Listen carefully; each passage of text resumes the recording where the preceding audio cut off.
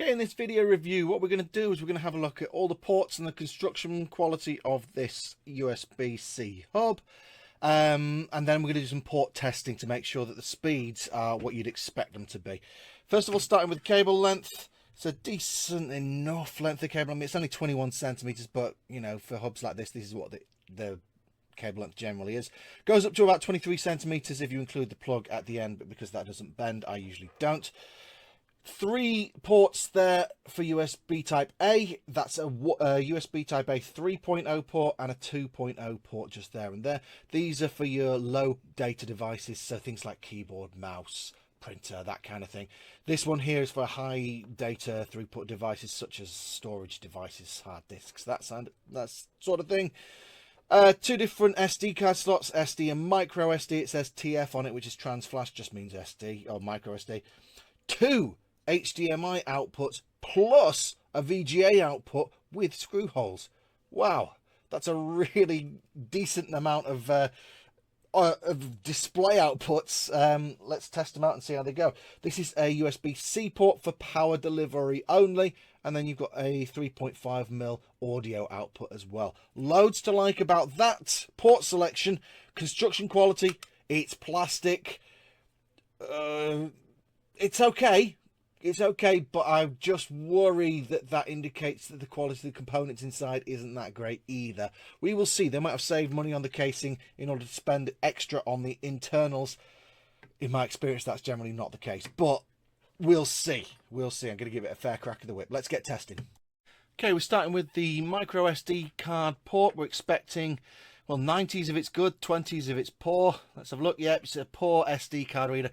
So if you're planning on using this for SD transfers, they're going to be slow. They're going to be slow. Okay, let's move on to the next port, shall we? Okay, we are now checking SSD speeds through the USB 3 port. So we're expecting around about 460 for 5 gigabits a second. Yep, there you go, 464. So it's a fair port as well. Working absolutely fine. I will say that I did try this hub with a USB-C extension cable to begin with. Didn't like that at all. So if you are planning on extending the cable, you may run into difficulties. Okay, let's move on. As you can hopefully see, I'm testing the power delivery now. I've got a power delivery cable coming in here and it's coming through here. This power bank is useful because it has a nice big display on it, so you can see how many volts and amps are being delivered. It's an 18 watt max and it's currently delivering around about 17.5 watts. It was around about 17.7 watts when this cable was plugged directly in, so 17.5 watts really isn't much loss at all. So yeah, some of the ports here are actually completely fine. It was just that SD card reader that was a little bit slow. And you can't really see the results of this, but I've got my phone here connected up through the hub and then just testing out that VGA port. It's working absolutely fine on my monitor just over there. Yes, so VGA port works absolutely fine. I'll test the HDMI ports, but as I'm sure you can appreciate, there really isn't a huge amount that I can show you on camera here because it's all on the monitors elsewhere. But I'll let you know in the written review how it performs. So overall, you know what? It's a cheap plastic monitor that actually does quite a lot for the money. It's a shame the SD card reader is so slow, but the rest of it seems to be fine. I might be concerned a little bit about how durable it is, given the quality of the components, but in terms of what it can actually do, you know, 2 HDMI outs and 1 VGA out, yeah, really good. Just be aware, if you're intending to use this with something like a Mac or something like that, you're not going to get a different display from each of your HDMI ports and VGA. It'll all be mirrored. If you're using a Windows PC, then you'll be able to show something different on each one. It's just a quirk of the way that Apple and Windows do things differently. Yo tout le monde, je vais donner mon avis sur les Lemorele Hub 10 en 1. Donc comme vous pouvez le voir, j'ai branché mon Mac grâce au HDMI sur un moniteur. Et comme vous pouvez le voir, ça fonctionne très bien, très fluide. Franchement, à mon avis, il est très sincère. Et j'ai branché aussi une clé USB, donc sur l'USB 2.0. Ensuite, donc, vu que vous pouvez le voir, il y avait deux USB 2.0 et un 3.0. Donc j'ai testé les trois et franchement les trois font très bien l'affaire. Font très bien l'affaire, pas vraiment, pas de décalage, je vois pas vraiment de défaut sur ça. Donc vous pouvez utiliser le 2.0 ou le 3.0 avec n'importe quel USB-C, clé USB. Donc voilà, ça fera très bien l'affaire. Ils sont tous compatibles en tout cas. Ensuite, je vais vous montrer maintenant donc mon écran, comment il réagit à la vitesse quoi, de l'image. En fait, si vous voyez un décalage, donc comme vous pouvez le voir, ça fonctionne très bien. Il n'y a pratiquement pas de décalage ou de retard sur les actions qui sont faites. Ensuite, je peux vous donner encore mon avis sur le port qui en fait vous permet de brancher un casque externe. Donc celui-là malheureusement il fonctionne pas. Il fonctionne pas bien quoi, il fonctionne mais vraiment de mauvaise qualité, donc le son sort très mal. On l'entend très mal, du coup c'est pas utilisable. Ensuite nous avons donc le port où on peut brancher une carte SD et aussi un autre écran mais avec un autre câble spécial, il me semble de télé, voilà. Celui-là je les ai pas encore utilisés, ceux-là je les ai pas encore utilisés, donc je peux pas donner mon avis là-dessus. Et pour le reste, je suis très satisfait du hub pour le moment. Ça fait déjà maintenant, je crois, 2 semaines, donc j'ai déjà pu l'utiliser, le tester. Pour l'instant, il fonctionne très bien. Je suis très satisfait du produit. Et donc, je vous le conseille fortement si vous n'avez pas vraiment un très grand budget et que vous ne savez pas vous permettre d'acheter un hub chez un autre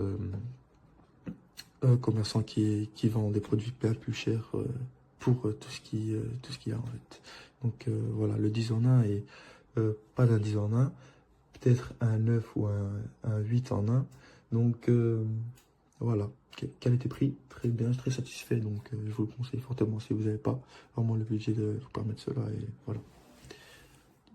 Donc, Okay, in this video we're going to show you exactly what you get with this USB-C hub with a 17cm or 19cm long cable, depending on where you measure it on from and whether or not you include the plug at the end. It's made of a nice kind of metal alloy there. It's got 4 ports here. They are all blue, but 3 of them are USB 2. That's not a good start, not a good sign. Usually when somebody colours it in blue when it's not USB 3, they're trying to hide something. So that's not good. If they're not trying to hide something, they shouldn't be doing that. 1 USB 3 port, we will check the speed of that. You've also got an HDMI port there, power delivery there, and then HDMI again there at the end, just there. So 2 HDMI ports available there. Yeah, let's test those port speeds. So as you can see here, we're testing the USB 3.0 port speed. We're using an SSD, a 10 gigabits a second SSD, so there should be no bottleneck there. It's taken a long time to create the test file. That's not a good start. Well, it has eventually come to the test file, and I'm going to say that I actually accidentally plugged it into one of the USB 2 ports because they're coloured blue. So that's why we're getting USB 2 speeds here of just under 40 megabytes a second. Again, I'm not pleased with that deception. I think it's poor. Okay, so we're now testing the USB 3 port. We're expecting much higher speeds, around 460 megabytes a second. If this is a true USB 3 port, let's see what it gives us. Yeah, 464. So it is a USB 3 port. But again, it's a shame that they're colouring the other ones blue. There's no need for that. Okay, so we're now testing the power delivery port here, and a moment ago I just tested this cable in this power adapter here with a nice big display so you can see what's going on, and it was getting around about 17.7 watts coming through. This is getting 17.4 watts coming through, so that's pretty good, I would say. There's no issue there with that. It's absolutely fine. It's what you'd expect, to be perfectly honest. A little bit of degradation from adding this into the loop, but nothing to write home about. So it's working fine. The power delivery seems to be working pretty well, at least at around 18 watts. Bene, questa è la docking station collegata in modalità portatile. Questo cavo conduce all'alimentazione necessario per ricaricare il computer durante l'uso. Qua c'è il mouse e la tastiera che sono collegati. Faccio vedere velocemente qua. Il mouse sta funzionando, l'identificazione degli schermi 1, 2, 3 è coerente con quello che deve essere. Possibile trasferire lo schermo da uno all'altro. Utilizzo un setup diverso, ma in questo caso per il livello dimostrativo ho messo questo. Faccio vedere che anche la tastiera funziona perfettamente. E niente. Ultima nota, c'è la possibilità di collegare dietro il testato delle cuffiette, c'è un singolo cavetto, però funziona esclusivamente per ascoltare l'audio, non funziona come microfono.